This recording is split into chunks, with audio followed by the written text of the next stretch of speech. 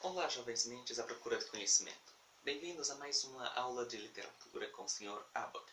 Eu sou o Sr. Abbott e hoje irei lhes dar continuidade à estética barroca na atualidade. Alguma pergunta? Alguém? Sr. Abbott, perdoe-me, mas eu tenho uma dúvida. Sr. Oliveira, acredito eu. Bom saber que está mostrando interesse na matéria. Por favor, compartilhe suas dúvidas com a nossa classe. Você poderia, por favor, revisar para nós qual seria a definição do barroco? Bem, acredito que já temos discutido sobre isso em aulas passadas, mas barroco é o estilo artístico que floresceu entre o final do século XVI e meados do século XVIII, inicialmente na Itália, difundindo-se em seguida pelos países católicos da Europa e da América, antes de atingir, em uma forma modificada, as áreas protestantes e alguns pontos do Oriente. Certo, até isso foi bem esclarecedor. Mas e quanto ao contexto histórico da estética barroca? Bem, esta é outra questão que também discutimos em aulas passadas, mas, para resumir novamente, o século XVI foi marcado historicamente pela crise de valores renascentistas, um época em que a população questionava os valores cultuados pela Igreja Católica. Com o aparecimento de revoltas religiosas, sendo a Reforma Protestante de Martim Lutero a principal delas, é consequente a perda de fiéis do catolicismo, e a Igreja Católica viu-se obrigada a retomar seu poder. E nesse contexto surge a Contra-Reforma, um movimento católico de resgate às ideias teocêntricas com o intuito principal de frear a perda de seus fiéis, e majoritariamente os que pertenciam à classe burguesa. Inserido nesse cenário, o Barroco foi um movimento ensaiado pela Igreja Católica que visava difundir os ensinamentos religiosos por meio da arte. E a partir de então, o Barroco europeu se desenvolveu como a arte religiosa genuína do catolicismo, proporcionando a construção de grandes catedrais, igrejas, palácios, capelas e esculturas de santos. Por favor, não fique chateado, mas poderia também repassar as principais características da estética barroca? Ora, com o nível dessas perguntas, imagino que você não tenha prestado a mínima atenção nas últimas aulas, não é mesmo? Mas irei repetir porque as características do barroco são de fato muito importantes nas avaliações. Bem, como eu disse muitas vezes antes, esse movimento ditou tendências nas mais variadas formas de expressão artística, sendo caracterizado essencialmente por carregar um forte viés ideológico. Este sim é um conjunto de perguntas bem abrangente. Bem, primeiramente na literatura. Elas são geralmente escritas com excesso de mensagens religiosas. Possuem linguagem tão pessimistas. Textos com a presença de figuras de linguagem como metáfora, hipérbole, hipérbato, paradoxos e antíteses. Forma textual mais trabalhada que esse próprio conteúdo. Cultismo e conceptismo. Poesias marcadas pela instabilidade emocional.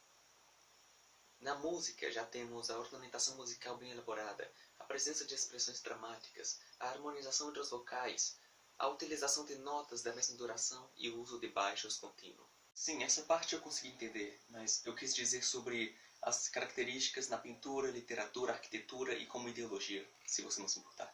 Na arquitetura temos os monumentos religiosos cheios de curvas irregulares, combinação entre a escultura e pintura, a versão de formas retilíneas, obras repletas de extravagância e imponência e riqueza de detalhes. Na pintura temos representações de passagens bíblicas, uso de técnicas que dão ideia de profundidade, forte contraste entre sombra e luz, acabamentos muito bem trabalhados e pinturas com expressões sombrias. Agora, o barroco como ideologia é bem interessante, levando-se em conta que possui a emoção sobrepondo a razão, o resgate de ideias do teocentrismo, a constatação de conceitos protestantes e a reflexão acerca da guerra entre o certo e o errado, o bem e o mal, o Deus e o diabo. E como seria a propagação da estética barroca nessa época? Bem, apesar de não ser o nosso principal tópico de assunto, após o surgimento na Itália, a arte barroca se espalhou para outros países europeus, sendo os principais Portugal, a própria Itália, de onde surgiu, a Espanha, a Holanda e, por fim, a França. Mas nenhum deles está a ponto de ser tão grandioso quanto vamos estudar agora. Você está absolutamente correto nisso. A ideologia da Igreja Católica de converter novos fiéis expandiu o continente europeu e foi exportada também para a América Latina. No Brasil, os conceitos do Barroco foram inicialmente praticados pelos jesuítas, com o objetivo de catequização dos indígenas, Entretanto, ele também foi usado como forma de imposição de poder e ferramenta de exploração.